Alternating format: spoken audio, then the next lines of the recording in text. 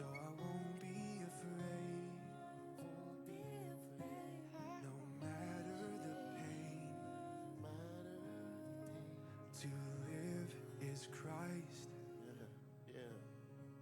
to die is gain. So I won't be afraid of any pain.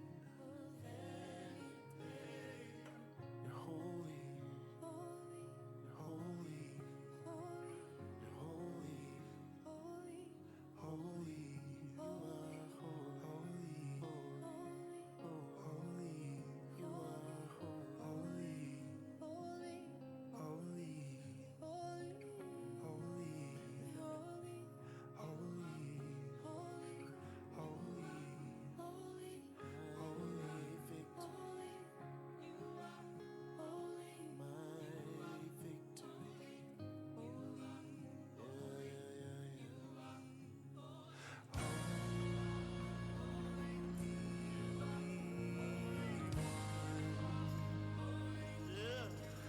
majesty, God's own Son, my victory. 'Cause even the winds obey. The air itself proclaims your holiness. Your holiness. I love the light I see. Everything hidden from me, it overflows with joy at your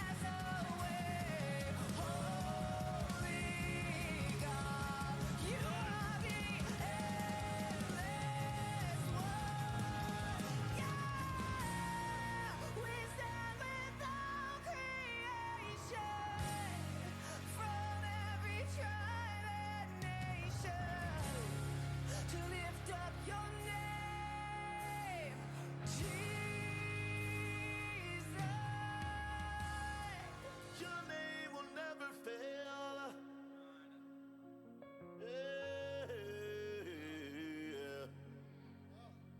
Your name will never fail.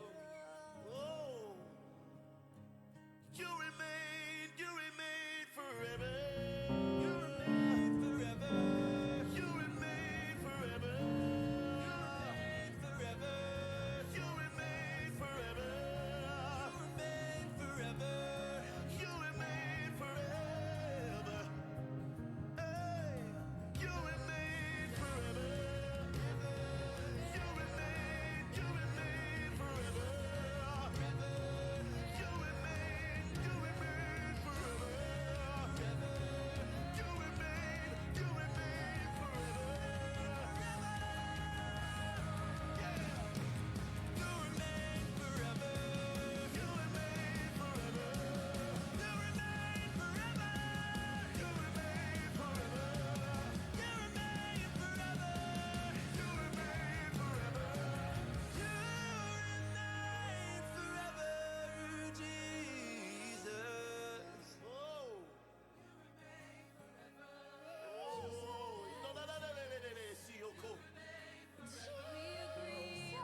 Haleluya. Oke, mari kita persiapkan hati kita beribadah memuji Tuhan. Salam semua, selamat pagi. Ya, mari tetap semangat, sukacita. Dan saudara, mari kita persiapkan hati dan pikiran kita. Kiranya Tuhan memberkati kita semua di tempat ini. Ada sukacita? Ya, kita tahu masih suasana hari raya, ya selamat hari raya lah bagi mereka. Ya. Puji Tuhan, Tuhan itu baik karena kita masih luar biasa ya. Diberkati Tuhan, dipimpin Tuhan. Mari semua kita arahkan hati kita mulai ibadah kita. Mulai.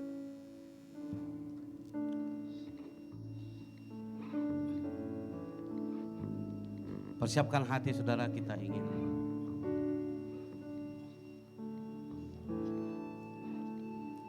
untuk beribadah di tempat ini. Mari kita berdoa. Tuhan Allah Bapa di surga, dalam nama Yesus segala puji bagimu. Terima kasih buat pagi ini Tuhan, kami bersyukur karena sesungguhnya anugerah dan kasih-Mu memberkati kami. Dan pada saat pagi hari ini Tuhan, kami datang di hadapan-Mu mengucap syukur dan memuji nama-Mu. Karena Engkau layak menerima segala pujian, hormat dan syukur kami atas setiap hari yang kami lalui. Betapa dahsyat, hebat, luar biasa Tuhan bekerja, menjaga, melindungi, memberkati. Dan memberi kami semangat, sukacita dan roh-Mu yang luar biasa. Selayaknya lah Tuhan kami datang sujud, mengucap syukur dan berdoa. Karena Tuhan baik dan kasih setia-Mu untuk selama-lamanya bagi kami. Dan hari ini Tuhan di tempat ini, di gereja ini Tuhan, kami mau memuji, memuliakan nama-Mu. Kami mau mengucap syukur, menaikkan pujian penyembahan kami, membawa korban pujian penyembahan kami. Dan berkat-Mu melimpah atas umat-Mu. Kami menaikkan ucapan syukur, khususnya Tuhan, bagi saudara-saudara kami yang masih dalam perjalanan. Engkau bawa, antarkan ke tempat ini dengan tidak kurang apapun juga. Terlebih Bapa di surga, apapun halangan bagi sebagian anak-anak Tuhan, ajar mereka Tuhan untuk selalu memandang dan berseru kepada Tuhan bahwa Engkau lah satu-satunya harapan tujuan yang sepatutnya, yang seharusnya kami lakukan. Karena Engkau Tuhan yang punya langit dan bumi, yang juga memiliki napas kehidupan kami, yang memberkati seluruh kehidupan kami. Terima kasih Bapa buat pagi ini, sebab kasih-Mu besar bagi kami. Saudara-saudara kami yang masih dalam perjalanan, tibakan antarkan ke tempat ini dengan tidak kurang apapun juga. Kiranya berkat dan pertolongan kuasa-Mu turun atas mereka. Khususnya jagai tempat ini, lindungi dari segala niat rancangan jahat dan segala maksud yang tidak benar.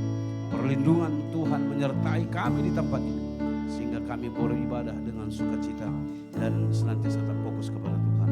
Ampuni dosa kami, kuduskan hati dan pikiran kami, layakkan kami agar berkat-Mu tercurah bagi kami Tuhan. Ini setiap kami Bapa, kami serahkan ibadah kami dari awal pertengahan ke akhirnya ke dalam tangan Tuhan. Di dalam nama Bapa, Putra, Roh Kudus, kami berdoa, menyerahkan dan memulai ibadah ini. Haleluya, haleluya, haleluya. Semua katakan amin. Tuhan berkati, silakan. Shalom, selamat pagi, selamat hari Minggu buat kita semua, baik yang ada di gereja atau yang dimanapun boleh melihat live streaming ini. Mari kita berikan waktu yang terbaik buat Tuhan. Mari kita datang memuji, menyembah Tuhan. Sudah siap memuji Tuhan? Saya undang kita untuk bangkit berdiri. Haleluya Yesus. Terima kasih Tuhan.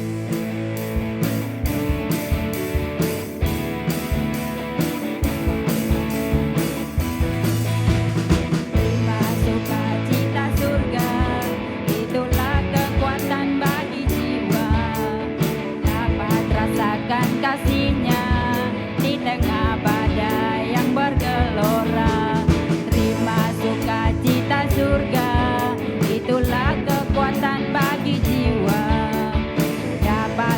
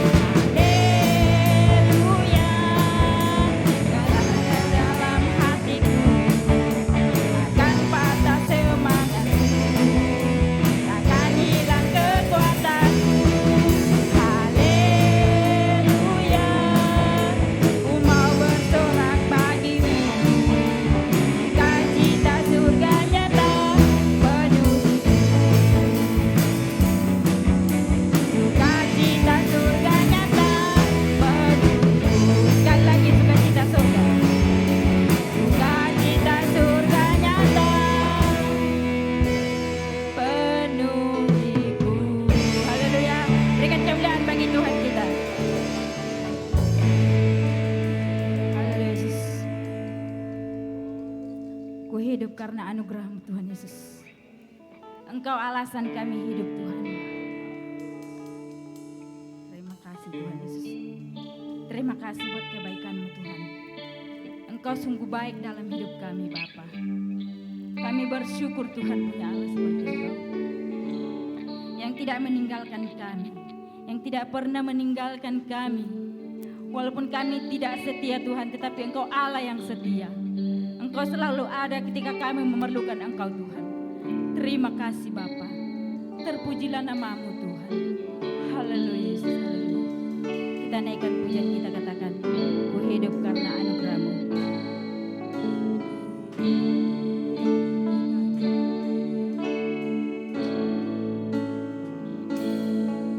Ku hidup karena anugerah-Mu.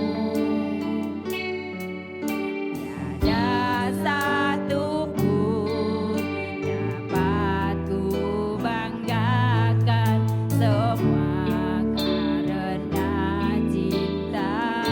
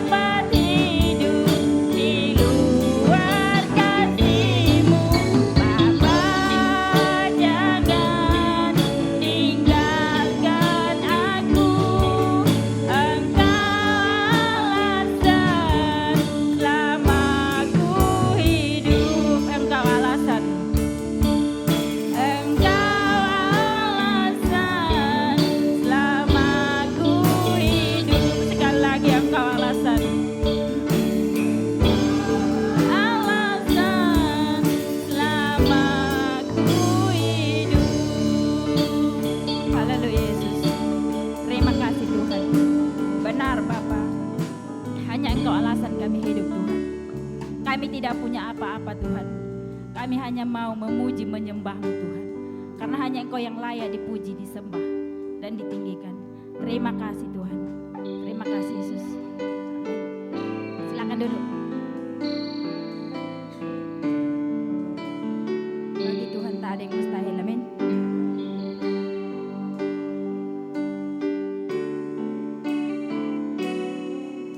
Yakin saat Kau berfirman, ku menang saat Kau bertindak.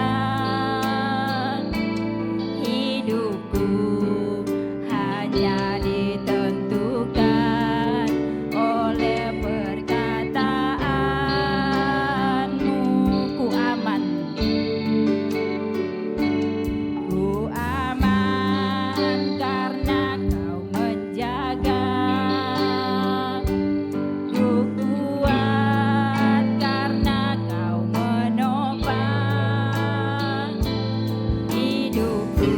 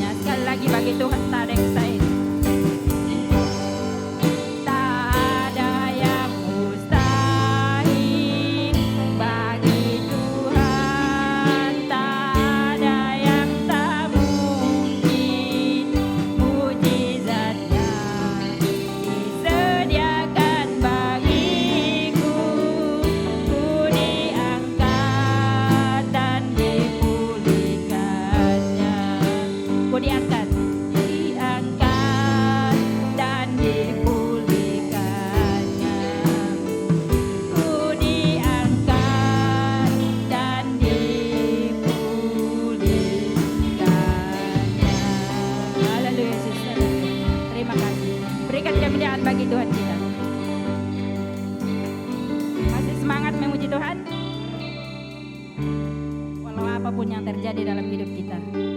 Mari kita tetap mengandalkan Tuhan. Amin. Saya undang kita bangkit berdiri.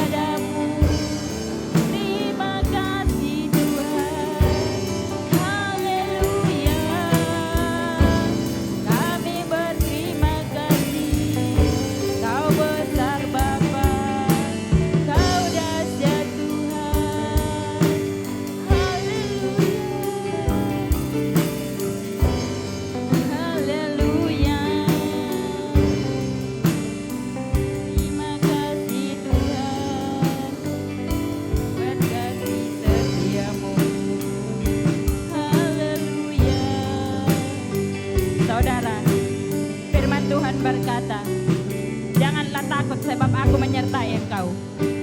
Kemanapun kita melangkah, dimanapun kita berada, biarlah kita tetap mengandalkan Tuhan. Terkadang di dalam hidup kita terlalu banyak masalah persoalan, tetapi ketika kita berserah kepada Tuhan, ketika kita memohon pertolongan Tuhan, yakinlah saudara bahwa pertolongan Tuhan tepat pada waktunya. Semuanya akan indah pada waktunya." Terima kasih. Kita mulai pujian kita dari atas. Tak usah ku takut. Biarlah ini menjadi doa kita.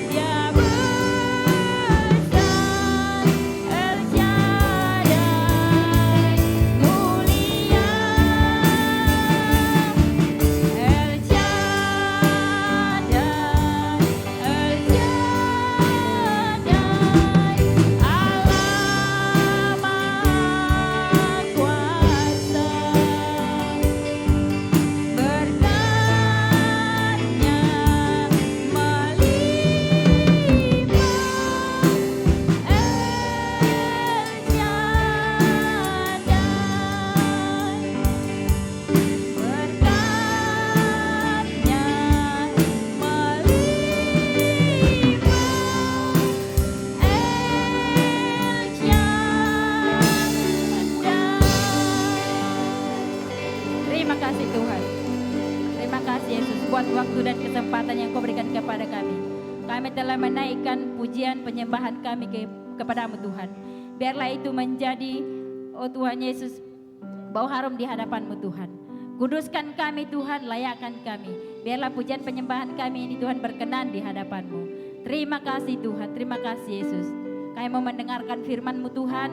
Biarlah Engkau memberkati kami, mengurapi kami. Biarlah firman ini Tuhan kami mengerti dan berikan kekuatan kepada hamba-Mu Tuhan. Berikan dia hikmat, apapun yang diucapkan semuanya itu datang daripada-Mu. Terpujilah nama-Mu Tuhan, kami siap mendengarkan firman-Mu. Dalam nama Tuhan Yesus Kristus kami berdoa mengucap syukur. Amin. Silakan duduk. Amin, silakan duduk. Haleluya. Mari kita siapkan hati kita. Sekali lagi kita percaya Tuhan memberkati. Mari kita berdoa. Tuhan Allah Bapa di sorga, dalam nama Yesus segala puji bagimu karena Engkau Allah yang hidup, yang berdaulat, bertahta, berkuasa di tengah-tengah kami. Yang juga Tuhan Allah yang melihat setiap pergumulan, beban, persoalan, kerinduan, bahkan seruan kami. Tuhan adalah Allah yang mengerti dan memahami setiap hati dan pikiran kami. Dan Tuhan adalah jawaban atas setiap persoalan kami. Tuhan adalah jawaban yang akan memberi kami kemenangan. Terima kasih Bapa. Ini kami berbicaralah kepada setiap kami lewat hamba-Mu. Sebab hati kami siap untuk mendengar. Dalam nama Yesus kami berdoa. Haleluya. Amin. Amin. Salam saudara. Ya. Nanti aja itu Pak Thomas. Nanti aja lah. Nanti aja Pak, nanti aja ya. Haleluya, Tuhan itu baik saudara. Oke, mari kita persiapkan hati kita. Saudara, kenapa saudara beribadah hari ini? Pertanyaan saya. Kenapa saudara beribadah hari ini? Halo? Ya itu, jangan saya tanya dulu. Jawab. Jawab. Kenapa saudara hari ini beribadah di sini saudara? Hah? Cari Yesus? Emangnya Yesus hanya ada di gereja? Oke. Jadi saudara, kita belajar tentang sesuatu. Saya dalam apa ini kita belajar tentang itu iman sebenarnya ya. Maksudnya apa itu iman, bagaimana itu iman. Jadi tetapi lebih dari itu saya ingin saudara belajar bagaimana iman itu. Iman itu adalah result. Iman itu adalah tujuan akhir. Karena kalau kita sudah beriman, maka kita sudah mencapai apa yang disebut dengan maksud Allah. Karena kita sudah mengerti kehendak Tuhan. Tapi bukan semua orang beriman, bukan semua orang ke gereja beriman. Ini itu harus dipahami. Bukan semua orang yang ke gereja akhirnya punya iman. Karena kalau iman itu, kalau dia beriman, berarti dia di dalam satu ayat, mari kita buka sebelum kita terus selanjutnya. Ibrani pasal 11 itu ayat 6 itu ya saudara. Ya kita belajar, lihat dulu. Ibrani 11 ayat yang ke-6. Haleluya. Jadi apa itu iman? Jadi supaya saudara tahu apa itu. Ada definisi iman, itu betul. Maksud atau pengertian. Tapi apa iman yang sesungguhnya? Itu di dalam ayat yang ke Ibrani 11 ayat 6. Coba kita lihat di dalam ayat 6. Semua boleh tampilkan? Oke, kita lihat dulu, perhatikan ayat ini. Tetapi tanpa iman tidak mungkin orang berkenan kepada Allah. Nah ini iman. Sebab barang siapa berpaling kepada Allah, artinya siapa yang beriman kepada Allah, ia harus percaya bahwa Allah ada. Dan bahwa Allah memberi upah kepada orang yang sungguh-sungguh mencari Dia. Jadi apa itu? Kalau definisi iman itu ayat 1 ayat 1. Iman itu pengertiannya, definisinya ini. Tapi iman yang sesungguhnya itu apa? Yaitu kalau Anda beriman berarti Anda percaya Allah ada. Jadi banyak orang ke gereja gak percaya Allah ada. Lalu ngapain dia ke gereja? Kalau dia ke gereja, kenapa ngapain dia ke gereja kalau dia tidak yakin Allah ada? Karena hari-hari ini Saya ulangi kembali, hari-hari ini ibadah itu bukan lagi sesuatu yang untuk beriman. Ya, kalau saudara lihat banyak di YouTube dan segala macam itu, supaya saudara bijaklah menghadapi segala YouTube baik tentang kekristenan. Mereka sering kali potong sepotong-potong, tapi itu diterangkan, kemudian netizen memberi komen dan itu sebenarnya penyesatan. Saya katakan penyesatan. Karena apa yang saya ceritakan, misalkan hari ini, apa yang saya ceritakan tentang iman, itu bukan isi dari seluruh Alkitab. Itu harus dipahami. Bukan itu semua isi Alkitab. Tapi kadang-kadang kita yang orang awam, ketika seseorang pendeta berkhotbah ataupun yang apalagi di pelintir-pelintir begitu di YouTube, kita pikir lantas kita semua sepakat seolah-olah itulah kebenaran. Contoh yang sangat saya sering lihat di internet sekarang YouTube itu adalah bayar perpuluhan. Sampai ada yang bilang bayar perpuluhan betulkah tak betulkah, betulkah tak betulkah. Nah, selagi ia ada di Alkitab itu betul, amin. Tetapi apa yang salah dalam banyak perpuluhan sehingga banyak orang mungkin ada masalah. Satu, dipaksa. Kedua, perpuluhan bukan milik gereja. Mengerti maksudnya? Minta maaf, banyak gereja perpuluhan bukan milik gereja, milik pendeta. Dan itu yang menjadi masalah. Akhirnya ya saya tidak usah sebut, saudara tahu berapa banyak itu perpuluhan itu milik pendeta. Jadi satu, keterbukaan tidak ada.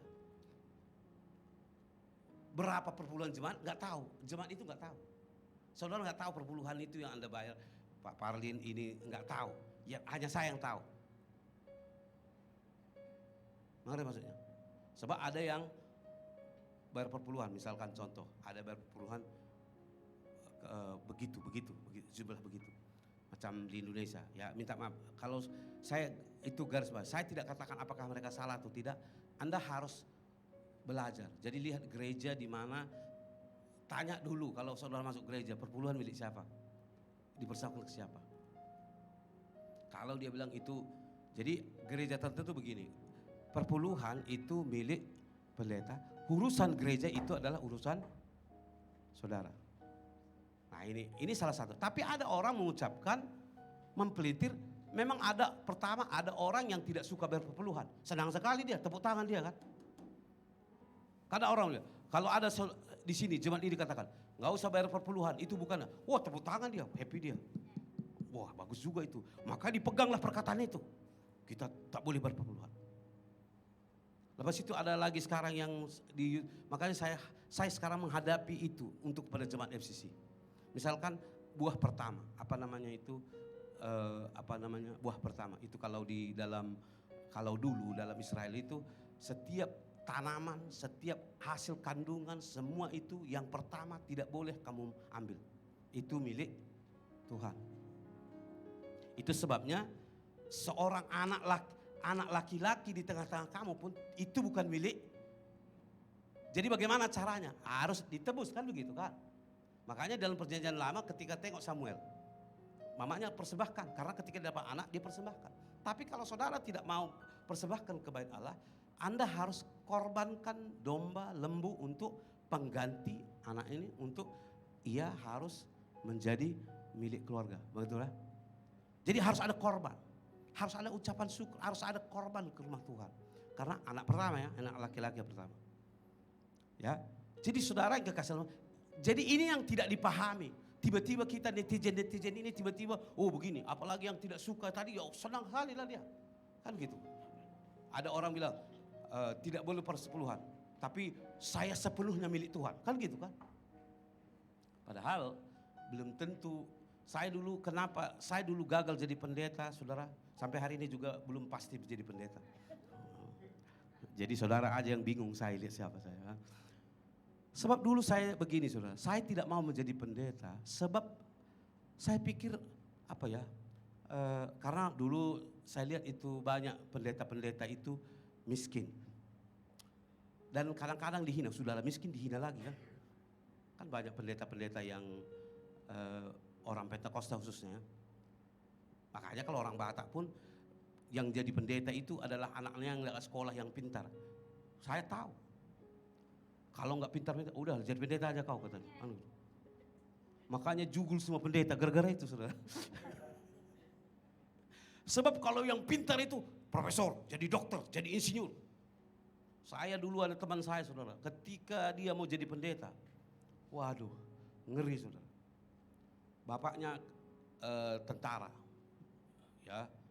Jadi dia bilang begini, anaknya semua kerja di mobil oil, di Caltex, dan ada lagi macam-macam begitu.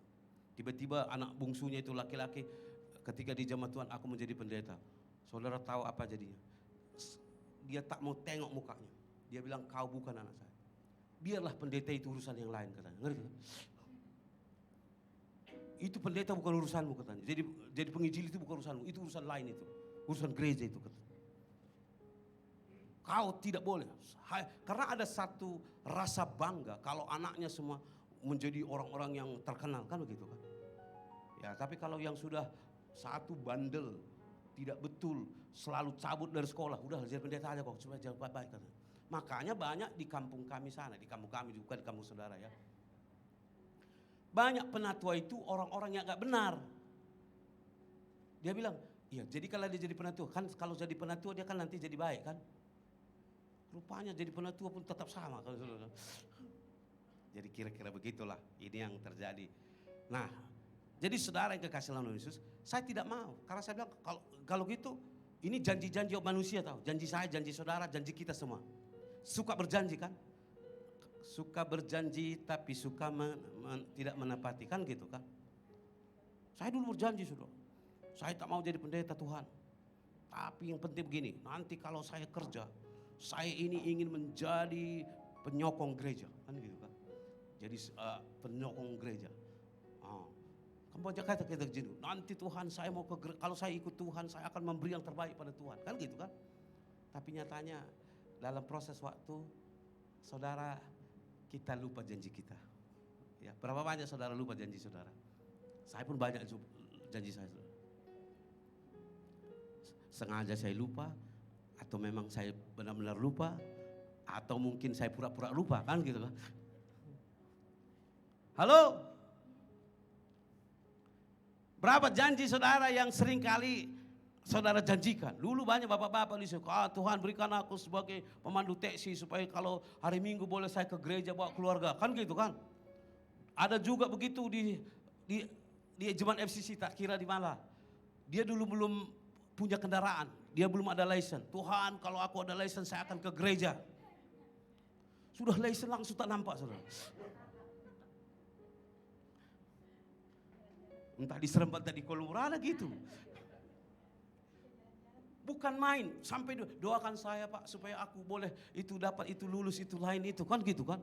Bayangkan saudara keluar air liur saya berdoa kan gitu. Supaya itu tahu-tahu setelah dapat rupanya enak kalau bawa mobil itu kemana-mana kan gitu kan. Ya kan? Enak kan, ayo ke sana, ayo. Kalau dulu kan mikir kan, ambil Grab lagi, ambil taksi lagi, ongkos lagi. Waduh, ya usah ke gereja aja lah, kan gitu kan. Tapi sekarang kan, saudara senang sekali. Mana kita, Pantai Morin atau ke apa? Ayo, kan gitu kan. Nggak ada yang batasi saudara. Akhirnya kita manusia yang jadi lupa. Ya, macam semalam saya lihat di Kuala Lumpur, saya antar istri saya ke Seremban. Saya bilang saya mau menangis pun boleh, tak menangis pun mau diteruskan. Yang saya pikir gak pernah itu lekas itu. Saya sudah lihat Kuala Lumpur, saya pikir udah pergi ke lekas sana. Walaupun dari sini sampai ke sana, tahu tol Sungai Long itu panjangnya bukan main saudara. Saya sudah mau putar kemana ini sudah lewat itu, tidak boleh lah. Padahal mau apa kan gitu kan. Lepas itu Kajang Selatan, aduh makin kemana-mana pun susah. Jadi luar biasa. Jadi itu orang karena banyaknya kereta tadi. Karena dulu semua ini orang berjanji karena mereka ingin menjadi berkat atau tiba-tiba karena apa sudah sana ke sini sana. Senang, memang senang. Ke shopping boleh, makan di mana kita boleh, apa gitu. Jadi memang manusia itu, makanya kan minggu lalu saudara, manusia itu tetap manusia. Selama ia belum dipenuhi Roh Kudus dan firman, dia tidak akan pernah berubah. Walaupun posisinya di mana, entahkah dia, kalau dulu dia miskin, posisinya kita bilang, oh mungkin ini. Kalau saudara kaya, maka beban Anda makin tinggi. Karena kalau Anda makin kaya, beban Anda makin tinggi. Karena Anda jumpa orang yang makan di hotel, kan begitu kan? Kalau dulu kan, kalau kita susah-susah kan makan di roti canai saja kan? Paling-paling kita udah berapa? 10 ringgit, makan roti canai 5, TO berapa, kan gitu kan? Tapi kalau kita sudah apa, lain lagi saudara. Nah, kelasnya lain beda. Itu sudah di hotel. Yang masuk sekali kalau 50 ringgit, macam anak muda ini, kan gitu kan? Makan di Solaris, berapa? Sekarang saya tanya, berapa satu orang Jos? 30 saja, kan gitu kan? 30 saja, sajanya itu saudara. Saya tidak katakan bahwa itu salah dan dosa, bukan itu maksudnya. Tapi maksud saya disitulah manusia itu tetap manusia, ingat itu. Manusia tetap manusia, Anda mau di dalam masa pandemi atau tidak tetap sama, karakter kita tidak berubah. Sekarang kita rindu lagi zaman PKP kan?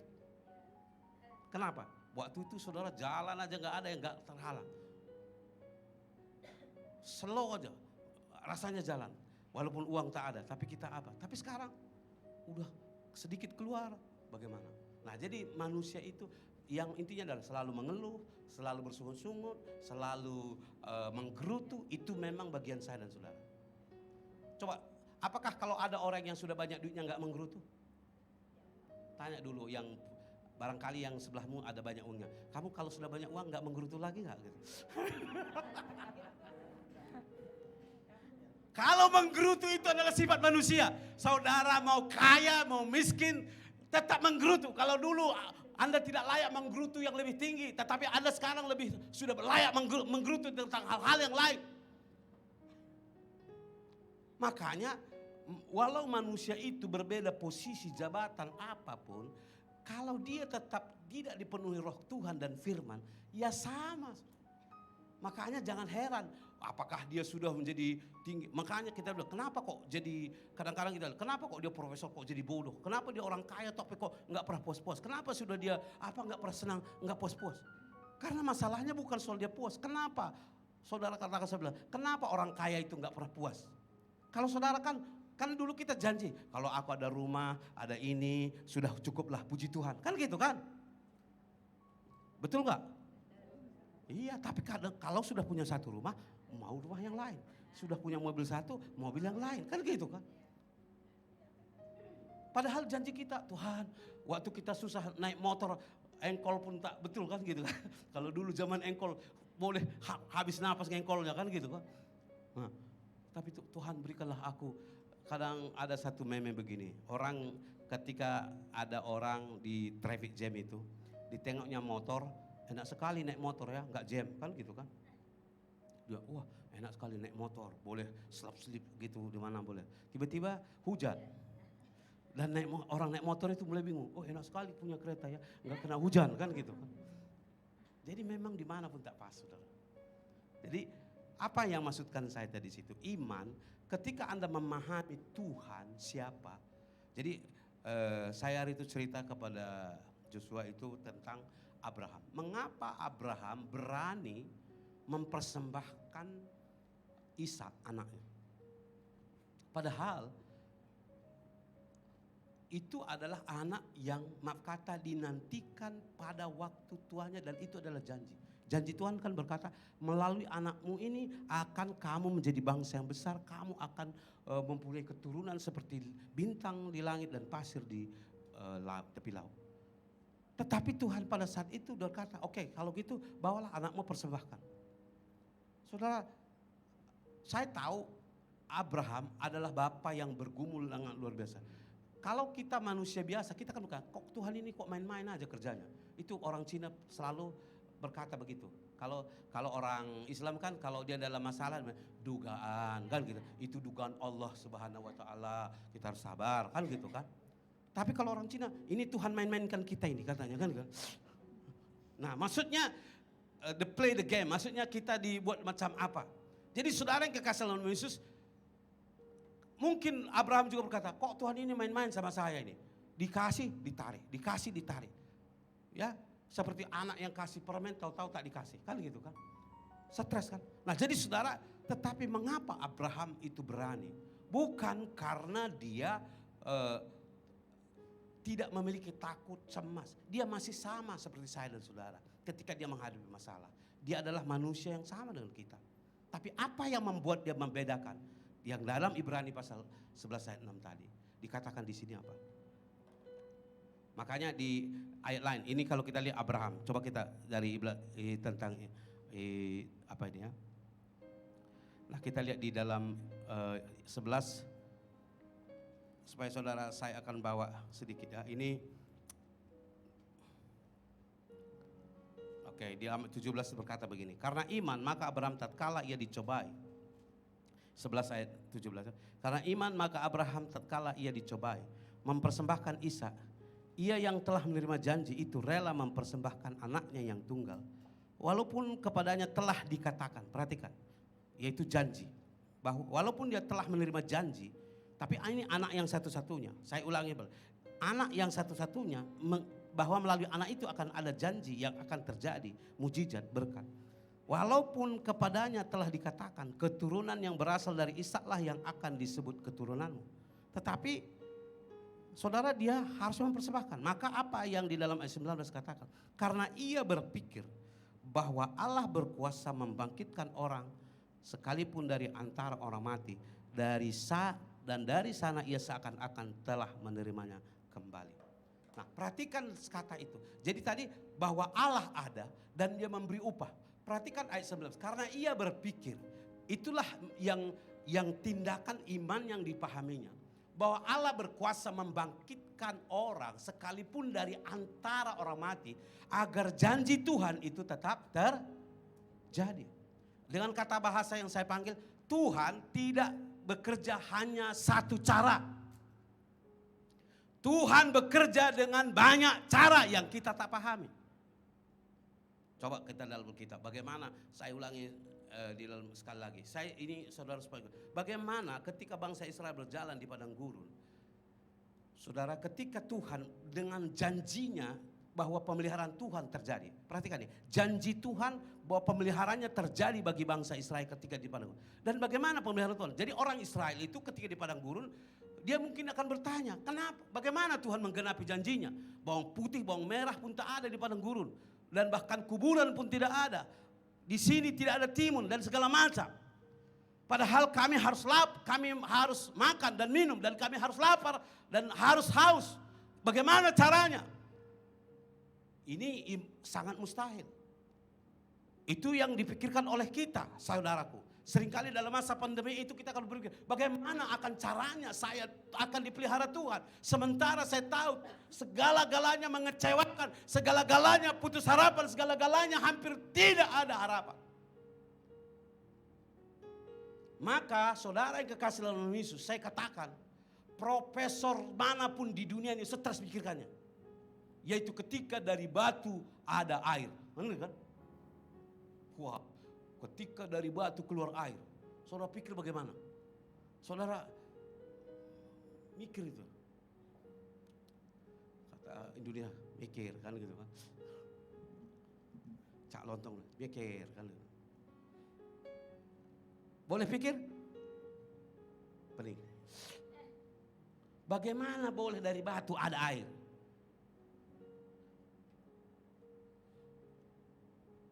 Halo, lihat saya dulu, jangan stres. Jangan sampai saudara stres mikirkannya. Bagaimana boleh dari batu ada air? Karena Tuhan bekerja dengan caranya. Amin. Bukan dengan cara saya. Tiba-tiba mereka lapar, saudara. Wah, apa itu, tak ada daging, sudah mana saja tiap hari. Emangnya enak kan gitu kan? Sekali-kali makan daging dong kan gitu kan? Ya kan gitu. Macam tempat kami dulu pengungsi di Gunung Sinabung, saudara. Orang kalau di tempat lain dikasih Maggi dan Indomie pakai telur, saudara bersyukur. Alhamdulillah, terima kasih Tuhan, katanya kan gitu kan. Di kampung kami, saudara, pelarian itu pengungsi karena Gunung Sinabung itu. Mana dagingnya? B2, nggak ada katanya, ngeri kan? Makanya jadi bagian bencana di kampung kami stres, saudaraku. Dia aja nggak pernah makan daging, mau dikasih. Inilah orang kampung kami sana, ngeri kan, saudara? Nggak bersyukur, minta daging. kalau di Jawa, saudara saya bilang, kalau saya lihat ada Gunung Merapi atau apa, langsung kasih telur Maggi itu, Indomie itu taruh telur gitu, dia langsung mengucap syukur dengan luar biasa sampai air matanya turun. Tapi di kampung kami lain, makanya Tuhan biarkan izinkan 10 tahun itu terjadi. Kenapa?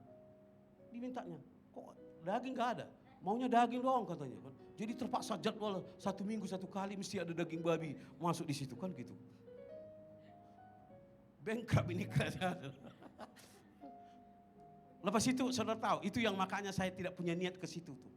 Kalau saudara pergi ke situ mengungsi, makanya kalau di situ, ini kejadian saudara. Kalau saudara hanya menyampaikan firman dan doa, dia bilang kami sudah tahu itu, gak usah datang ke sini katanya.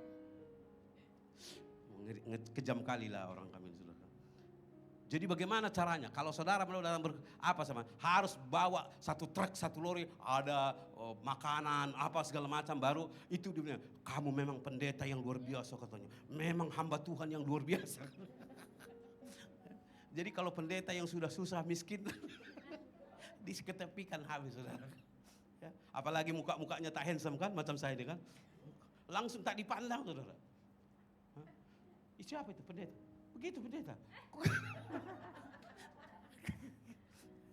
Ya. Karena memang tak ada tampang pendeta kan gitu kan. Begitu pendeta. Lain kalau pendeta bawa dia jas yang mentereng, lantas ada tas yang apa, lepas itu ada ajudannya. Ya kemudian bawa apa baru, oh ini pendeta, ada harapan gitu kan.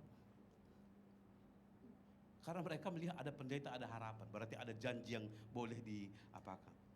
Coba saudara kalau macam saya datang. Makanya saya merendahkan hati, saya sadar diri saudara. Ya.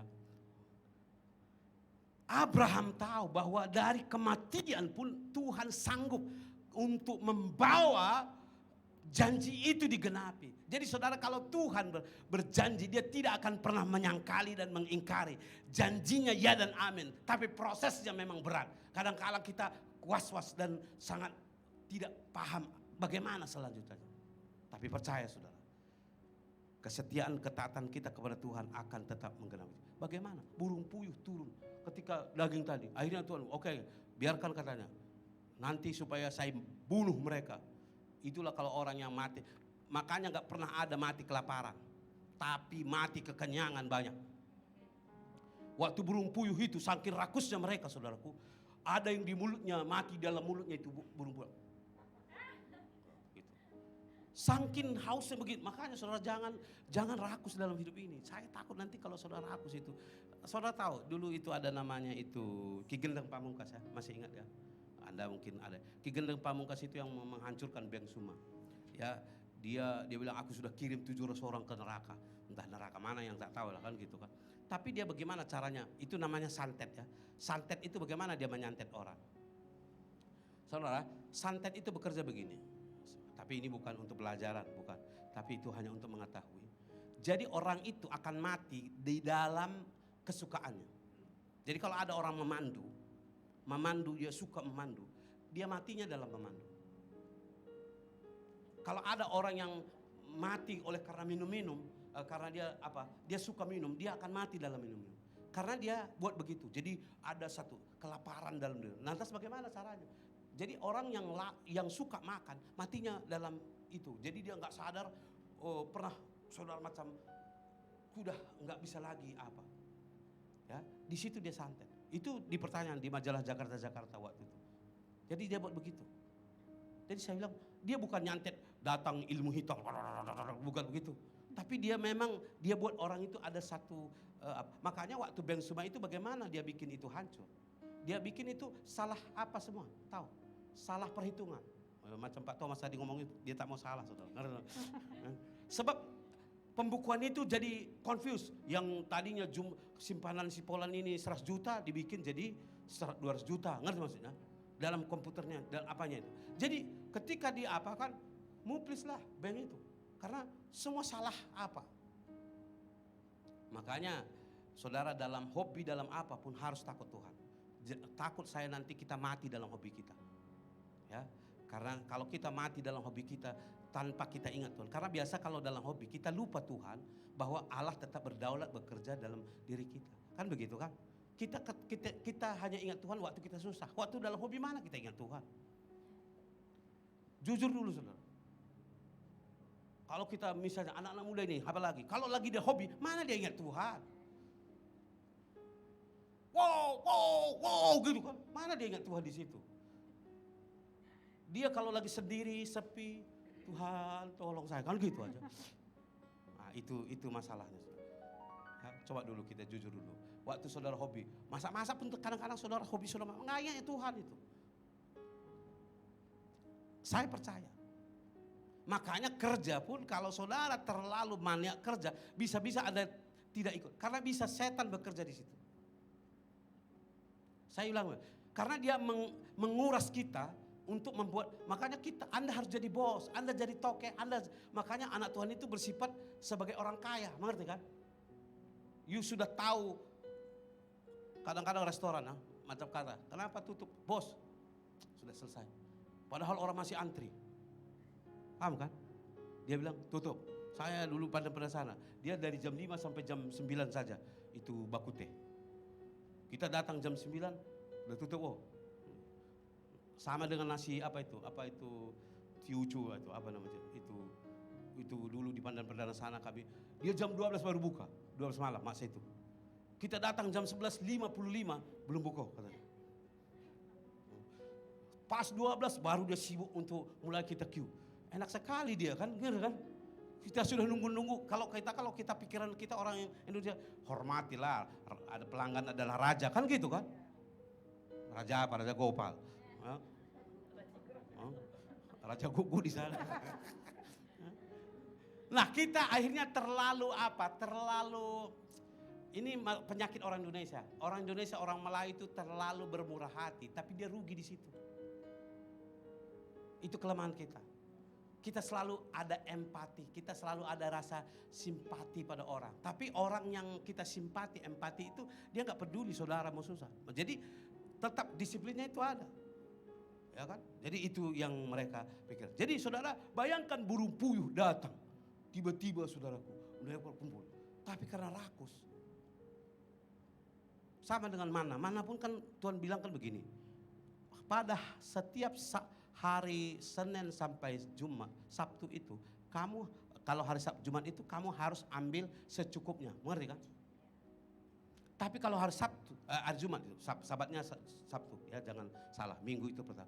Tapi kalau hari Jumat, hari ke-6 harus ambil 2 porsi karena besok adalah Sabat dan tidak boleh kamu bekerja. Tapi orang Israel itu saking rakusnya, diambilnya lebih. Maka apa kata Alkitab? Basi, begitu kan? Jadi hidup ini memang ada kadarnya sendiri, saudaraku. Jadi kita harus luar biasa. Nah jadi, saudara, ini adalah sedikit tentang iman. Tapi kita bawa dalam tadi pertanyaan saya, mengapa saudara beribadah? Kenapa saudara beribadah hari ini? Ya, kenapa Anda mari kita buka. Ada kaitannya dengan iman itu dengan apa yang kita pelajari, saudaraku.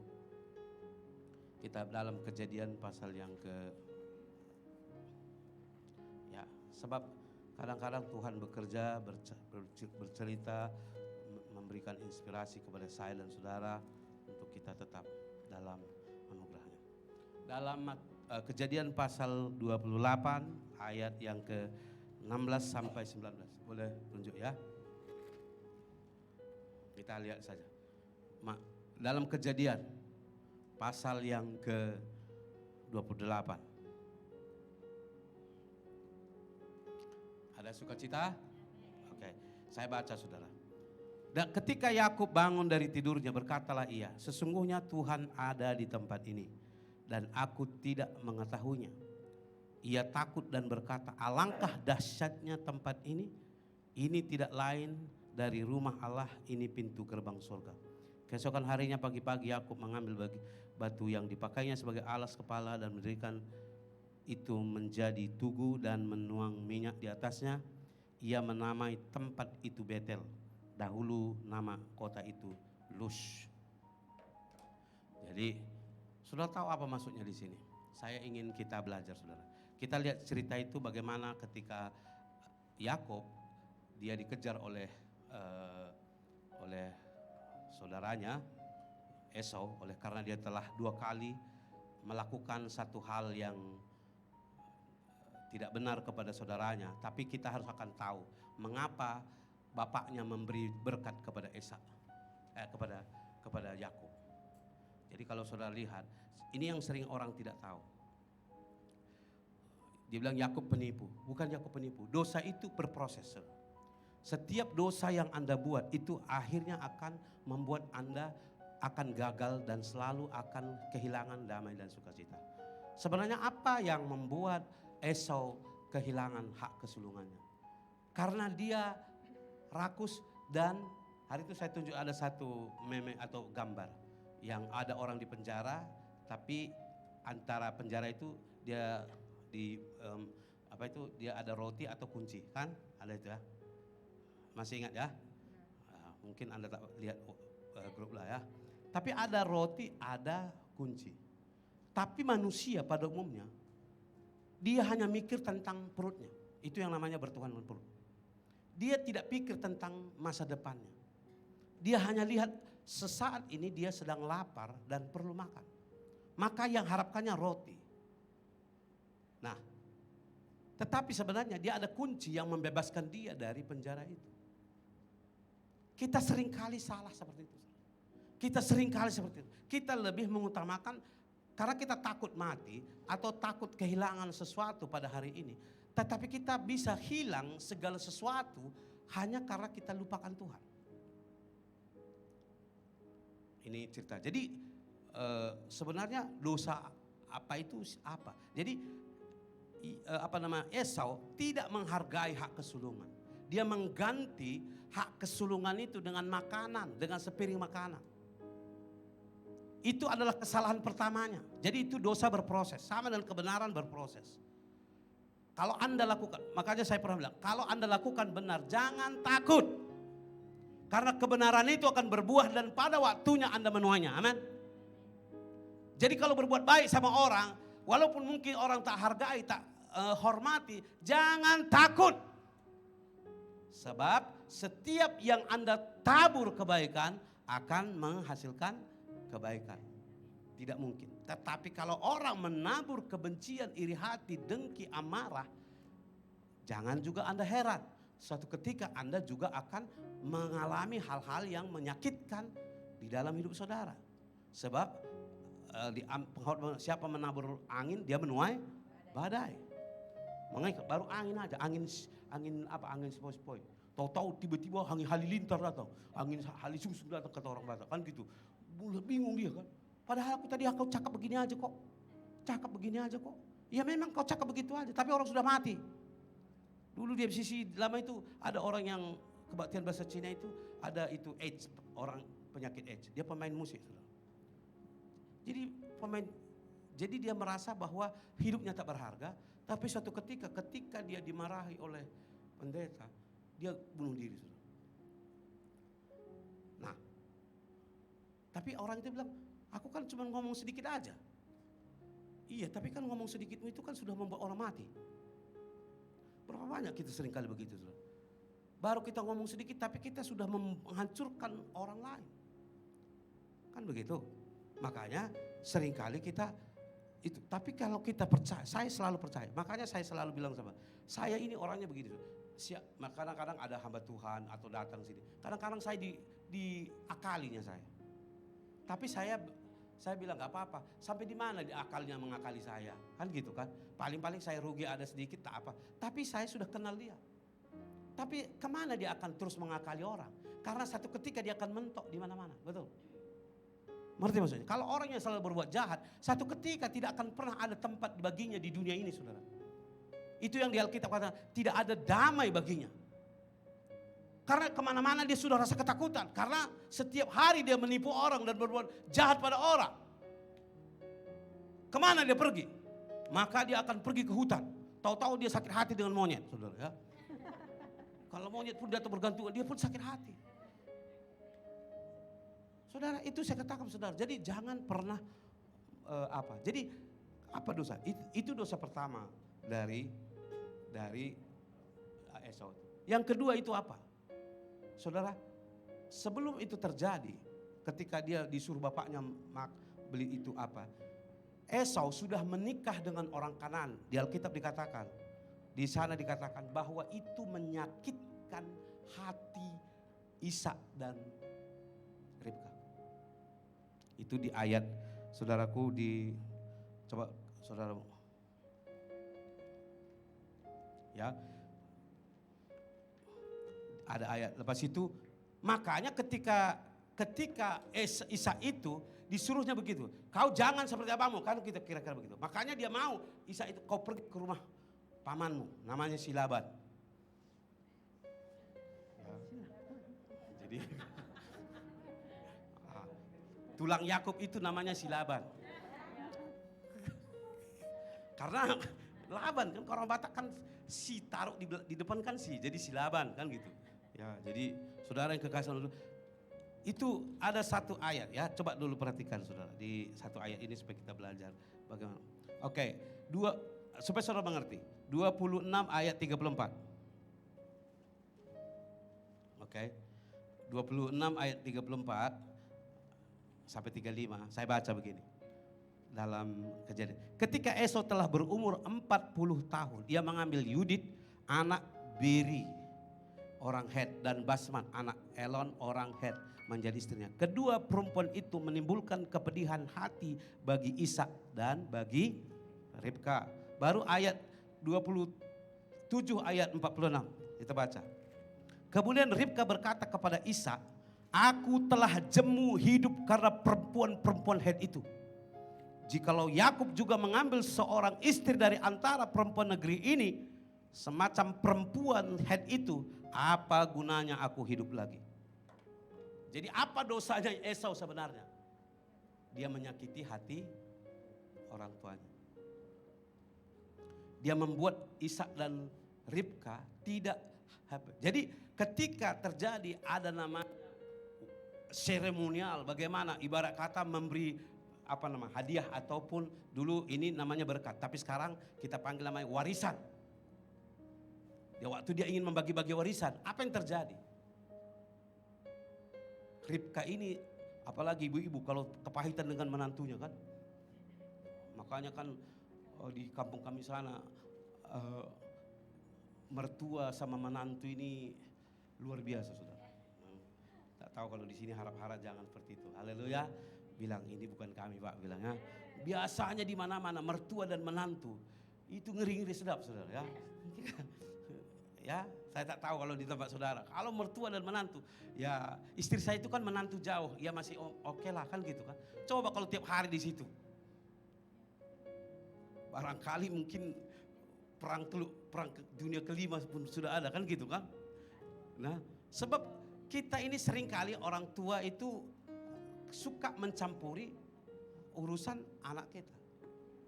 Makanya hari itu saya waktu Ronald menikah sama, saya bilang sama ibunya itu, kalau apa-apa masalah dengan mereka, izinkan mereka jalan sendiri, jangan campuri, saya bilang. Ya waktu itu di tangga itu saya bilang izinkan, jangan nanti pengaruh kepada anak, karena itu yang sering terjadi. Kita ada ibu-ibu, saudara perhatikan, ada ibu-ibu, karena dia selalu karena dekat dengan anaknya, dia cemburunya tinggi.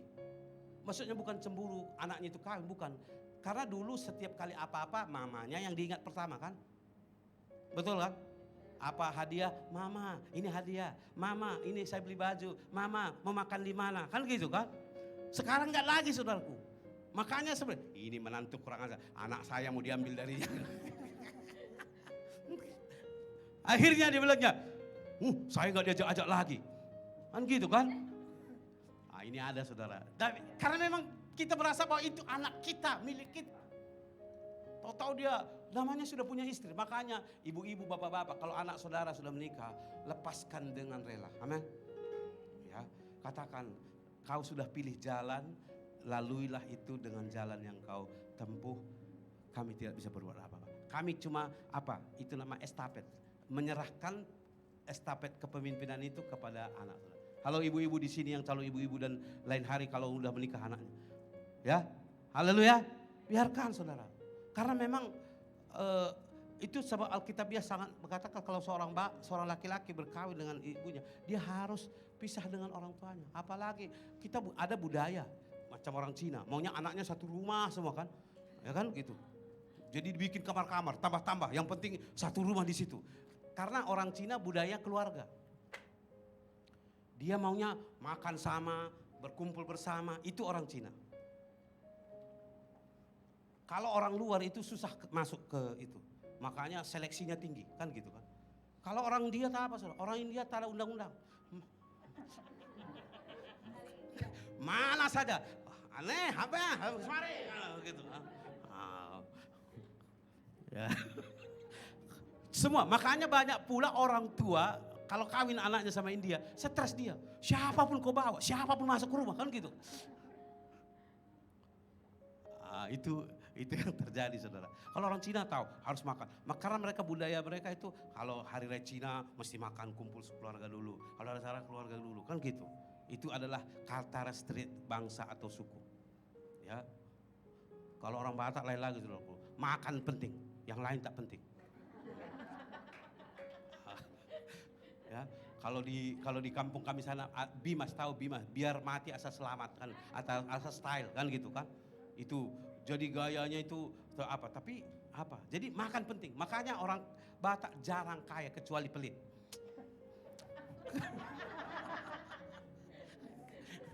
Kalau pelit itu memang kaya. Kalau orang Batak itu gak mungkin susah kayanya. Karena apa? Lagunya pun anak Medan. Kan gitu kan? Kambing di kampung, banteng di perantauan. Solidaritasnya tinggi. Kalau orang Batak itu menolong orang mau nomor satu. Makanya banyak pengacara itu, siapapun ditolongnya. Termasuk Hotman Paris, kan gitu. Ditolongnya semua, yang penting aman-aman, kan gitu kan. Ya, jadi gitu, itu orang Batak, saudara. Tak tahu kalau orang Toraja nanti sakit hati marah.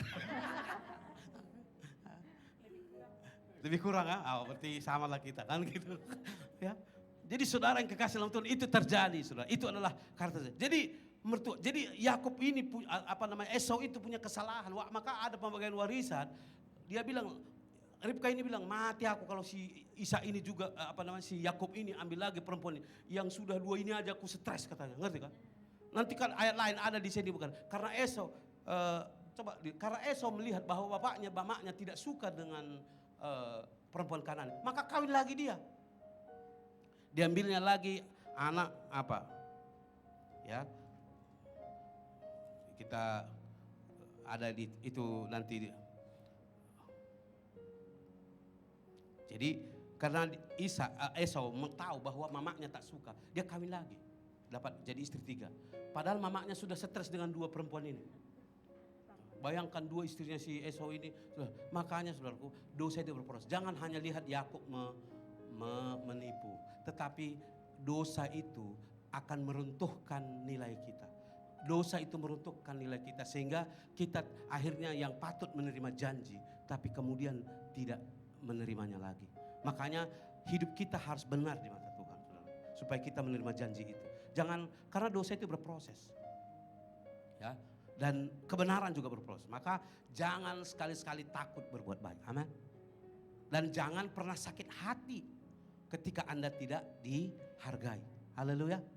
Sebab Alkitab berkata kalau Anda sakit hati dengan segala apa yang Anda perbuat, maka Anda rugi 2 kali. Anda sudah rugi uang, rugi hati, sakit hati. Saya tidak mau. Makanya setiap apa yang Anda berkati, apapun yang Anda lepaskan dengan iman, dengan kata Tuhan, biarlah itu jadi berkat kepada siapapun. Sehingga berkat itu berlipat kali kepada saudara. Kadang-kadang kita ingat-ingat perbuatan kita orang sudah sakiti kita. Jangan, saudara, karena Anda rugi. Jadi sia-sialah apa yang Anda telah perbuat itu kepada orang lain. Oke? Jadi kenapa kita beribadah, ya, supaya kita lihat di situ. Jadi kita cerita tentang Yakub. Inilah rumah Tuhan, inilah pintu sorga. Haleluya. Inilah rumah Tuhan, inilah pintu sorga. Saudara, itu sebabnya saya selalu katakan mari beribadah. Bukan karena orang-orangnya tidak handsome, orang-orangnya tidak kaya, orang-orangnya tidak menarik, ataupun semuanya kurang meyakinkan. Bukan itu. Berarti Anda masih duniawi. Yang kita maksudkan adalah rumah Allah adalah ketika perhatikan mimpi itu terjadi karena dia lihat ada tangga yang turun dari sorga dan malaikat naik turun. Ya, dan kemudian melakukan, maka dia begitu dahsyat, wah ajaib sekali tempat ini. Maka dibuatlah batu di situ menjadi tugu yang dijadikan Betel. Ya, makanya ada Indonesia gereja Betel. Ya. Nah, tetapi bukan asal nama gereja Betel itu apa? Yang maksudnya di situ, apakah maksudnya di situ? Ibadah kita, penyembahan kita, doa kita adalah untuk membuka surga. Amin. Itu sebabnya apa yang kau ikat di bumi terikat di sorga. Apa yang kau lepaskan di bumi terlepas di sorga. Sebab sorga harus datang. Maka datanglah kerajaanmu. Jadilah kehendakmu di bumi seperti di sorga. Maka saudara, ibadah itu mendatangkan kemuliaan sorga bagi setiap kita. Nah, maka setiap orang yang selalu beribadah kepada Tuhan, maka akan mengalami suasana sorga dalam hidupnya. Dan dia akan terus mengalami semangat, sukacita. Saudara, saya ulangi kembali. Kita berdoa. Makanya saya katakan saudara, mari beribadah dengan benar. Saudaraku, bukan karena kita layak. Sebab kita ibadah ini bukan karena kita benar maka kita beribadah. Amin. Kita diselamatkan aja bukan karena benar. Amin. Siapa yang benar di sini diselamatkan? Sudah lulus kalian baru diselamatkan Tuhan? Enggak, saudaraku. Justru Alkitab berkata dalam Roma, nanti kita bicara, itu tentang iman. Justru dalam ketika engkau masih berdosa, Yesus telah mati bagi kamu. Amin. Ketika saya masih berdosa, orang peduli kepada saya. Di dunia ini saudara, ketika Anda kaya atau sukses baru orang lihat saudara. Itu di dunia. Siapa yang ada seperti Bapak di dalam Bapak di dalam Lukas pasal 19, anak yang hilang. Prodigal son itu. Ketika anaknya hilang. Bayangkan anak itu saudara sudah bawa harta separuh dari harta orang tuanya. Dan berpoya-poya. Kalau orang Toraja itu, kalau datang lagi orang itu. Dibawa itu tombak di depan rumahnya. Datang lagi kau. Udah habis hartaku kau bikin. Tiba-tiba kau datang lagi. Mati kau katanya. Kan gitu kan. Tak tahulah, itu hanya cerita saja. Tapi mana tahu betul ada. Ya. Siapa yang datang? Makanya ketika anak saya gagal, saya di situ saya peluk dia. Karena tidak ada orang yang akan memeluk dia. Sebab dunia menghendaki kematiannya. Ingat itu. Dunia menghendaki kematian keluargamu. Setan menghendaki kehancuran bagi keluargamu. Dan siapakah yang boleh akan menyelamatkan? Tuhan pertama. Tapi saudara yang dipakai Tuhan. Maka ketika segalanya gagal, justru disitulah itu kebesaran hati. Amin. Tapi kan dunia ini nggak ada yang macam itu, saudara. Nilai anak kita aja kita sudah rasa macam malu sendiri. Bapak saya dulu kan begitu, main kungfu dia sama saya itu gara-gara itu. 5 merahnya. Jadi dia kan pikir anak saya itu selalu begini, saudara. Selalu dipuji orang anaknya itu, anak saya. Saya ini, karena dulu saya di SD SMP itu saudaraku boleh dikatakan bertahan lah. Ngakalnya kan gitu kan. Maksudnya pintar, selalu antara 1, 2, 3 begitu kan. Tiba-tiba jadi merasa bangga, ini naik terima. Tiba-tiba satu ketika dia tengok apa itu. Itu raport itu gininya udah jumpa sama saya. Gini dibikinnya raport. Bayangkan raport itu hak negara kan gitu kan. Dibikin begitu. Jadi tiba-tiba sini kau katanya. Wah, saya sudah paham lah kan gitu kan. Saya sudah relakan diri saya. Begitu. Main kungfu dia. Tapi saya diam, saudara. Ya. Sebab macam manapun dia bapak saya. Haleluya. Sebab apa? Dia rasa malu. Itulah sebabnya kita sering marah kepada anak kita, keluarga kita. Karena kita rasa malu. Harga diri kita terjatuh. Banyak suami istri pun berkelahi gara-gara itu. Ya kan? Ada, saya dulu begitu saudara. Saya merasa malu, istri saya tak baik. Kau tak betul. Orang cerita kau tentang begini. Dia pula tak tahu apa ujung pakalnya. Apa katanya, ngerti kan? Karena rasa malu. Maka Anda belum berdamai dengan Tuhan. Belum berdamai dengan diri saudara. Justru harus Anda sadar, itulah anugerah yang terbesar yang diberikan Tuhan kepada saya dan saudara. Yaitu pasanganmu yang kau tidak sukai tetapi sudah menjadi milikmu. Amin. Maka berkata, welcome my darling. Kan gitu kan. Memang kau pilihan Tuhan bagiku. Walaupun aku memang tak siap menerimanya. Tapi ya demi Tuhan. Ya kan gitu. Ya betul saudara. Saya dulu pikir kurang asam ini orang ini. Apalagi kan dulu saya pikir orang Manado itu lemah lembut semua saudara. Rupanya ngeri-ngeri. Sama orang Toraja kita pikir. Jadi jangan lihat perempuan karena penampilannya, rambutnya terurai, lipstiknya bagus dan senyum begini. Oh bagus sekali wanita ini kan. Rupanya kalau kita sudah menikah sama dia ngeri saudaraku. Keluar kukunya tajam macam singa dan segala macam. Ya. Makanya jangan pandang wanita karena lipstiknya tebal, alis matanya, si shadownya bagus dan semuanya kelihatan wah bagus sekali nih perempuan. Memang inilah cita-cita saya dan harapan saya. Saya mau merindukan dia menjadi istri saya. Itu kalau belum jadi istri saudara. Kalau sudah datang, wah ngeri saudara. Kalau tak ada make upnya, ngeri, tanduknya banyak saudara. Ya, itu jangan. Bapak-bapak juga begitu. Macam piram dia, rambutnya licin begini semua terus gitu kan. Tapi entah mana apa. Jangan tertipu dengan penampilan. Amin. Saya tidak katakan penampilan itu baik. Tetap penting, jangan pula kamu datang pakai daster ke gereja kan aku pun muak. Dan aku pun pulang cepat-cepat sudah. Sudah aku bilang, amin selesai ibadah kita pulang. Kan gitu kan. Tapi maksudnya kecantikan sangat penting. Karena wanita itu adalah cantik. Amin. Laki-laki itu handsome. Tapi jangan mendewakan itu. Sampai saudara lupa untuk yang terbaik. Jadi kenapa kita beribadah hari ini saudara? Dan saya galakkan saudara, kenapa selalu saya katakan mari beribadah, mari beribadah. Setiap orang yang semakin berjumpa dengan Tuhan, dia akan menjadi seperti Tuhan. Ingat itu, siapa temanmu itu adalah dirimu. Kata orang dalam bagian, apa yang Anda makan itu akan menjadi adalah karakter saudara. Ya, kalau saudara selalu itu makan yang nggak benar, maka memang itulah karakter saudara. Makanya kalau korupsi itu kenapa ada orang korupsi itu kita tidak begitu dongkol, tapi karena memang itu dirinya.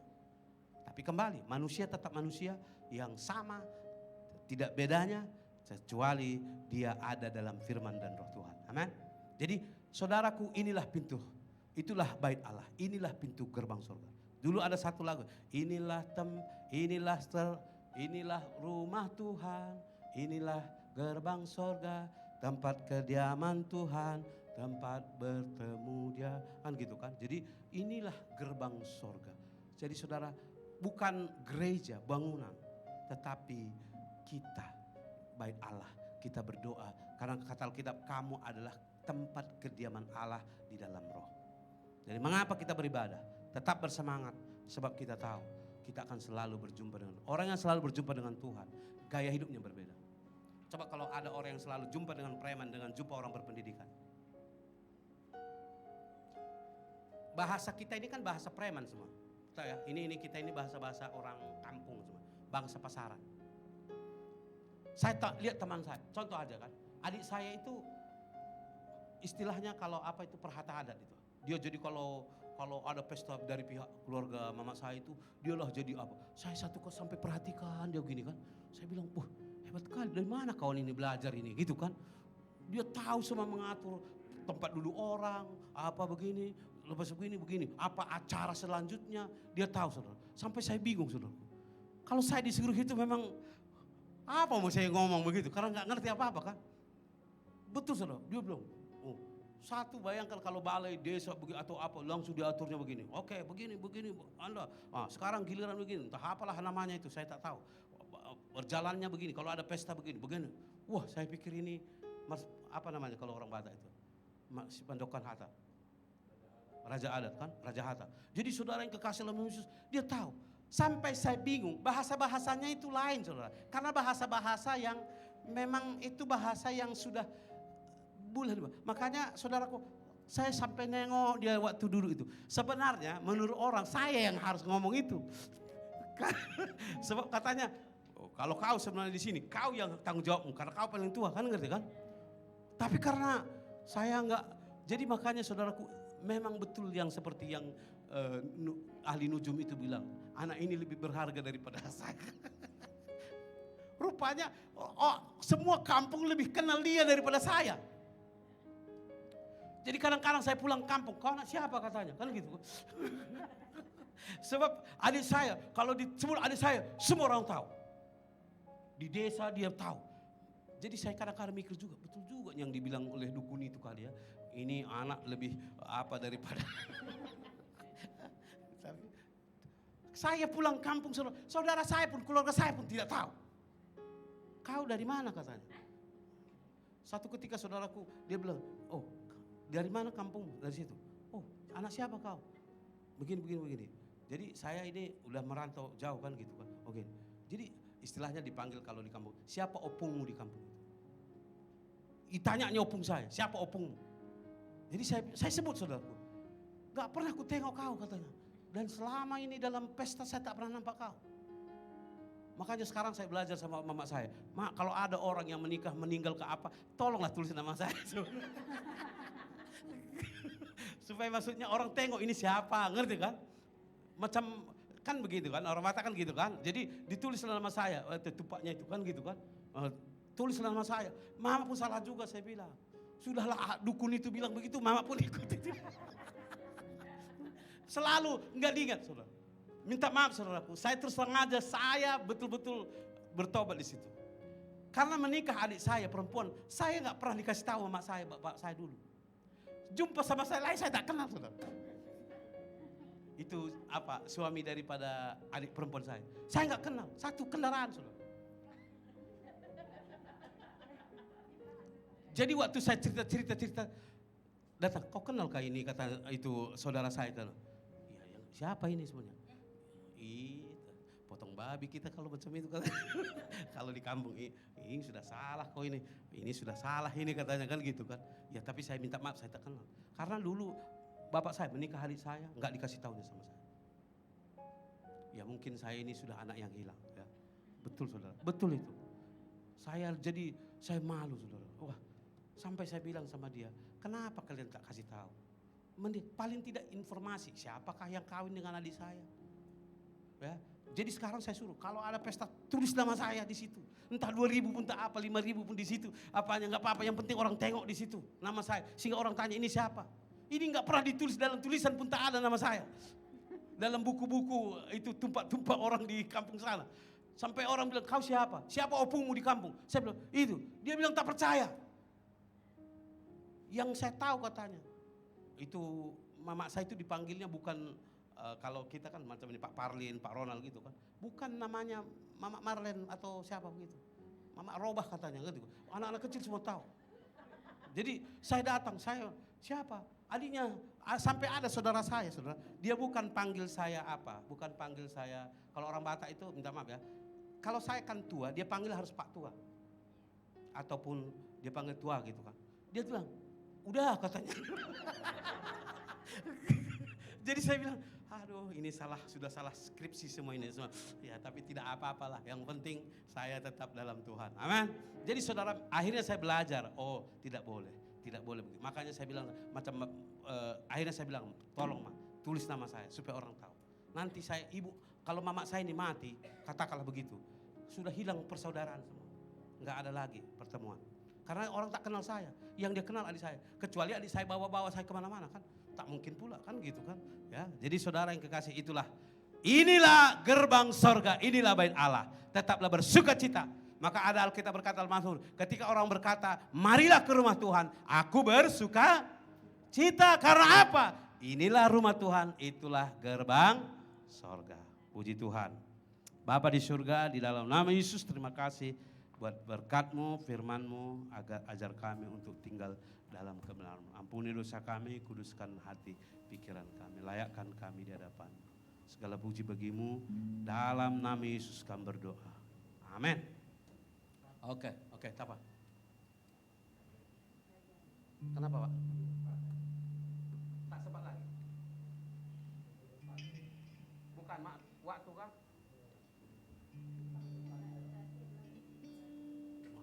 Bukan. Oh dari dia, oke, tak apa. Oke, kita akan mengambil persembahan. Oke Pak Parlin, ambil persembahan. Kita hari ini 2 kali persembahan. Ya kita ulang kembali tentang persembahan kita yang kedua kali.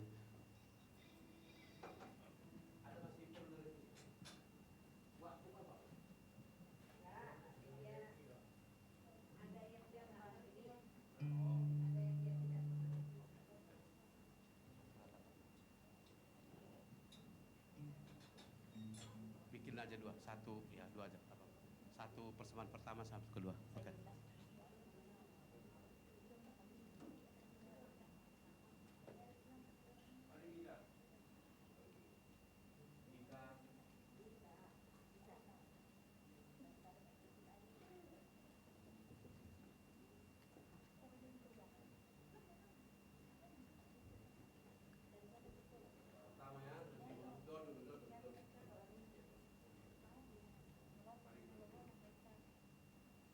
Segala puji syukur Bapa kami yang baik, kemurahan-Mu senantiasa menyertai kami, baik kesehatan, baik juga Tuhan, juga suasana, baik keluarga, baik anak-anak kami, bahkan kota kami tinggal, Kau berikan yang berita terbaik bagi kami, sehingga kami aman, damai dan sukacita datang beribadah ke rumah Tuhan dan di surga Tuhan.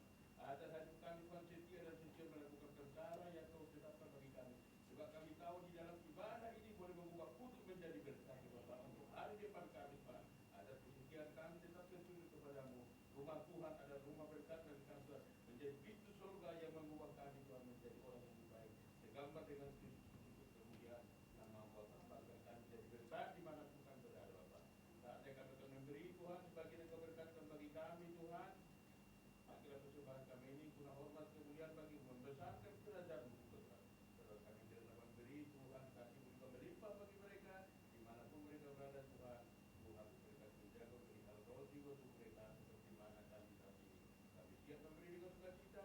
Berkati kami beri, berkati majikan kami, berkati juga Tuhan anak-anak kami, keluarga kami, bahkan kota kami tinggal ini Tuhan, agar kami senantiasa dapat melakukan yang terbaik dan terindah guna hormat kemuliaan nama Bapa.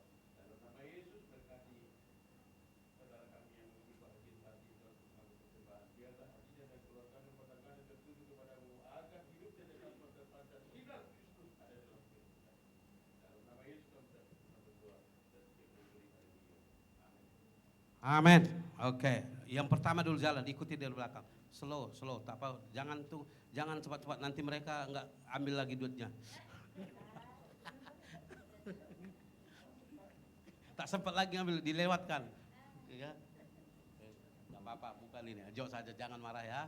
Mari kita nyanyi satu pujian, datanglah kebaikannya. Karena rumah Allah, bait Allah, tempat kediaman surga. Ketika orang berkata, mari kita masuk ke rumah Tuhan, aku bersuka cita. Haleluya. Amin. Haleluya. Datanglah kebaikannya dengan hati bersyukur ke dalam pelatarannya.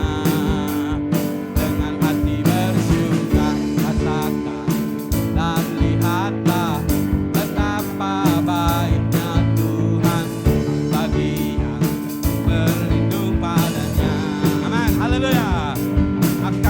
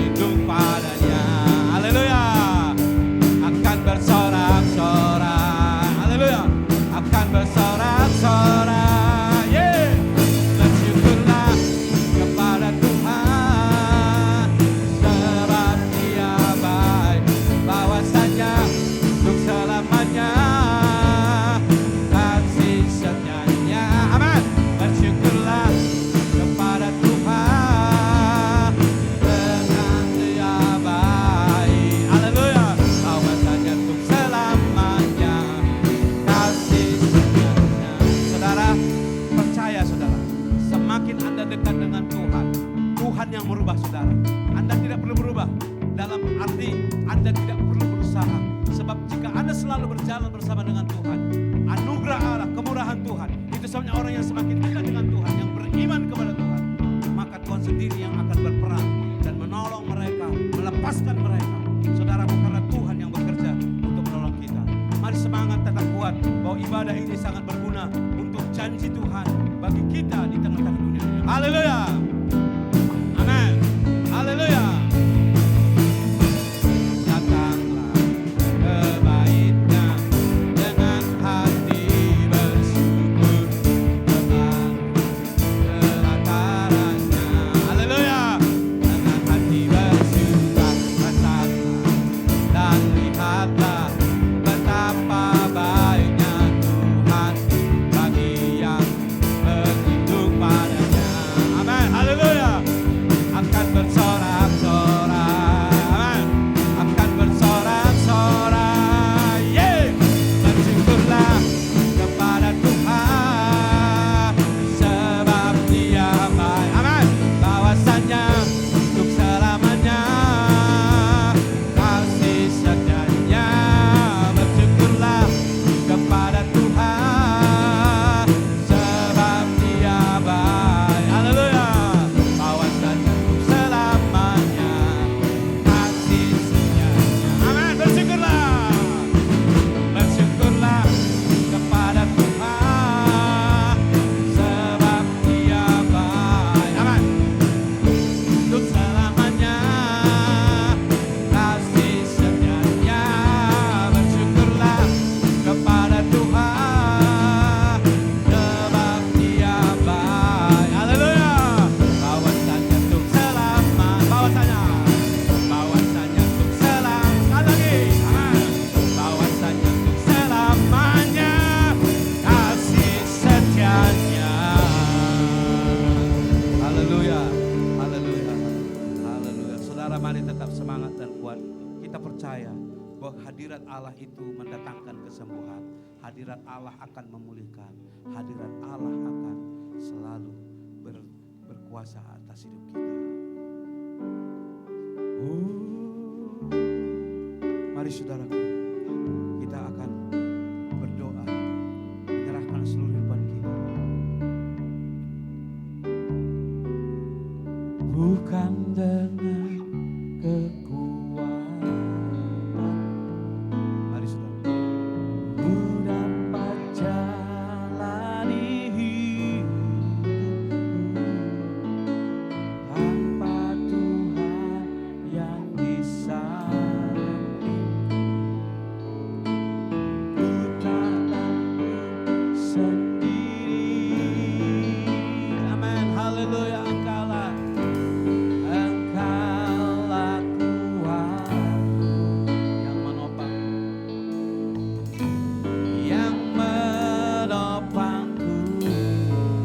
Ku pandang wajah-Mu dan berseru, pertolonganku datang dari-Mu. Peganglah tanganku, jangan lepaskan. Kaulah harapan dalam hidupku. Saudara, memandang wajah Allah di hadirat-Nya, memandang Allah dalam kemuliaan, itu adalah yang menyembuhkan dan memulihkan kita. Saudaraku, jangan biarkan engkau jauh dari persekutuan dengan Tuhan, dari persekutuan dengan Allah. Sebab ketika engkau berjumpa dengan Tuhan, segala-galanya boleh berubah, segala-galanya boleh diubahkan. Saudara, tanah lus menjadi tanah beta. Hampa yang sama sekali tidak berguna, bahkan yang mungkin mengecewakan, Ia akan pasti menyegarkan. Hanya karena kehadiran Tuhan, hanya karena kehadiran Allah di dalam diri kita, dalam keluarga kita, di dalam kekuatan Tuhan mengubahkan segalanya. Oh, bukankah bukan dengan kekuatanku,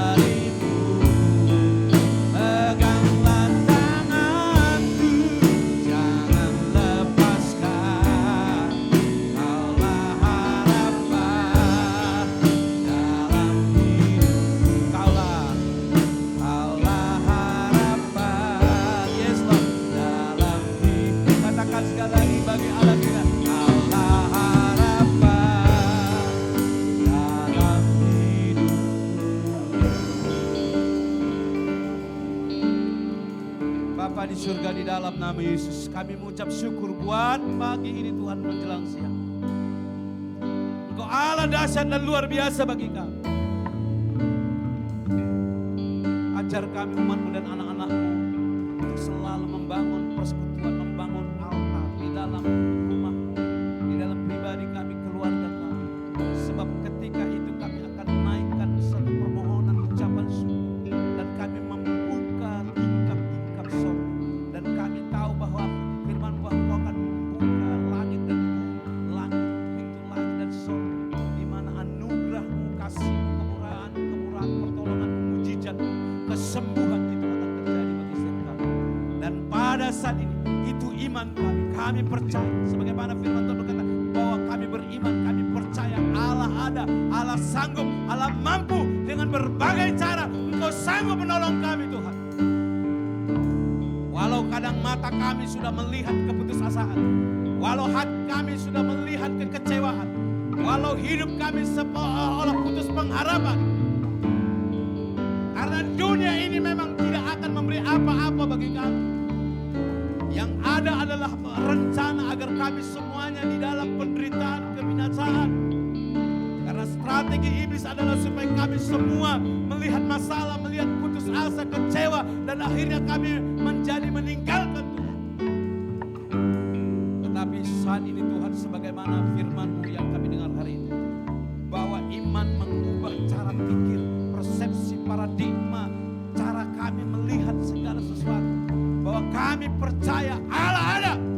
Sebagaimana Abraham juga percaya, sekalipun apapun yang terjadi, janji Allah tidak mungkin gagal.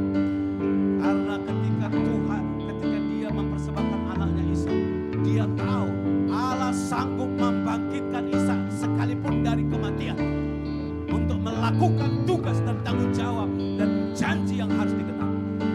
Bagi Tuhan tidak ada yang mustahil. Karena firman-Mu berkata, dari batu Engkau keluarkan air, dari langit turunkan mana dan juga burung puyuh.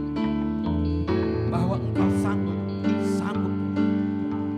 Itu sebabnya pada saat ini kami jangan hanya terjebak dengan segala keadaan sementara yang terlihat, yang hanya singkat. Tetapi kami ingin supaya umat-Mu dan anak-anak-Mu mengerti panggilan, pilihan, rencana Allah yang jauh lebih dalam, lebih luas, sampai kepada kekekalan di dalam kemuliaan. Ampuni dosa kami kalau selama ini kami seringkali gagal memahami kehendak dan rencana. Ampuni kami Tuhan kalau selama ini kami seringkali tidak memahami dan tidak mengerti iman yang sebenarnya. Bahwa kami harus percaya kekuasaan, kedaulatan dan kekuatan Tuhan yang mampu menolong kami. Pada saat pagi siang hari ini Tuhan, kami berdoa memohon, berkati umat-Mu dan anak-anak-Mu, gereja-Mu dan jemaat-Mu ini. Kuatkan, teguhkan hati dan jiwa yang sama Tuhan, supaya mereka tetap semangat di dalam roh dan kebenaran. Jangan biarkan mereka melihat mata mereka dengan putus asa. Jangan biarkan mata kami dipenuhi dengan penglihatan-penglihatan yang membuat kami kecewa dan menyakitkan. Tetapi biarlah buka mata kami untuk melihat kemuliaan dan keagungan dan kekuatan Tuhan yang dahsyat. Bahwa Engkau luar biasa, sanggup melakukan perkara yang besar dan mampu mengubah apa yang tidak mungkin. Dan yang apa yang kami pikirkan tidak boleh, tetapi Tuhan sanggup melakukannya Tuhan dengan cara yang dahsyat. Sebab Engkau mendengar setiap hati, Engkau melihat setiap orang yang sungguh-sungguh mencari dan pasti akan mendapatkan. Kami tahu itu Tuhan. Itu sebabnya pada saat ini kuatkan kami semua, teguhkan jiwa kami, kuatkan hati kami, berkati seluruh kehidupan kami, pekerjaan kami, rumah tangga kami, keuangan kami Tuhan, masa depan anak-anak kami. Berkati majikan kami, semuanya adalah Tuhan. Berkati kami Tuhan di tengah-tengah bangsa ini, berkati Malaysia, berkati negeri ini, supaya bangsa ini benar-benar menjadi bangsa yang peduli, prihatin, yang mengerti dan memahami. Dan pemimpin-pemimpin kami benar-benar pemimpin yang sungguh-sungguh melayani Tuhan. Kami berdoa memohon belas kasihan agar mereka bertindak dengan benar sesuai kehendak. Ampuni dosa kami, kuduskan hati kami Tuhan, layakkan kami. Ini gereja-Mu Tuhan, umat-Mu, di mana kami semua bersepakat bersehati untuk memuji Allah, untuk agar langit dan terbuka, sorga terbuka, tercurahlah berkat, keselamatan, anugerah, berkat, damai, sejahtera di tempat ini. Tuhan, kami berdoa bagi saudara-saudara kami yang sudah lama tidak beribadah, Bapa. Dimanapun mereka berada, kiranya Tuhan Engkau memberkati mereka. Jangan biarkan mereka terlena dengan dunia. Jangan biarkan mereka terlena dengan segala situasi. Jangan biarkan mereka lemah, Tuhan. Biarkan Tuhan kasih anugerah-Mu menguatkan, menghiburkan, membangkitkan semangat bagi mereka. Supaya mereka tetap memandang kepada-Mu dan percaya bahwa mereka memiliki janji yang lebih indah dan luar biasa. Terima kasih Bapak. Sebentar kami pulang dari tempat ini, berkati kami dan tolong kami. Ajari kami untuk selalu benar dan benar di hadapan. Ini doa kami. Kami serahkan semuanya, perjalanan kami, gereja kami ini, bahkan masa-masa yang akan datang, apa yang direncanakan, yang dipikirkan, semuanya ada dalam rencana Tuhan. Biarlah kami semua Tuhan tetap bersepakat, bersemangat, dan tetap bersehati dalam roh dan kebenaran. Sebentar kami pulang dari tempat ini, Tuhan menjaga kami, membawa kami ke rumah kami masing-masing. Haleluya. Saudara-saudara yang kekasih dalam nama Yesus, mari arahkan hati dan pikiranmu kepada Tuhan. Terimalah berkat. Tuhan memberkati engkau dan melindungi engkau. Tuhan menyinari engkau dengan wajahnya dan memberi engkau kasih karunia. Tuhan menghadapkan wajahnya kepadamu dan memberi engkau damai sejahtera. Mari kita berdoa. Bapa kami yang di surga, dikuduskanlah namamu, datanglah kerajaanmu, jadilah kehendak-Mu di bumi seperti di surga. Berikanlah kami pada hari ini makanan kami yang secukupnya. Ampunilah kami akan kesalahan kami, seperti kami juga mengampuni orang bersalah kepada kami. Dan janganlah membawa kami dalam pencobaan, tapi lepaskanlah kami dari yang jahat. Karena Engkau lampunya kerajaan dan kuasa dan kemuliaan sampai selama-lamanya. Amin. Tuhan memberkati. Mari kita berdoa. Bapa, berkati makanan, minuman, kuduskan dia kotor baru bagi jiwa kami. Berkati tangan-tangan yang telah memberkati. Engkau tidak pernah berhutang, tetapi Engkau melipat gandakannya di dalam segala keadaan.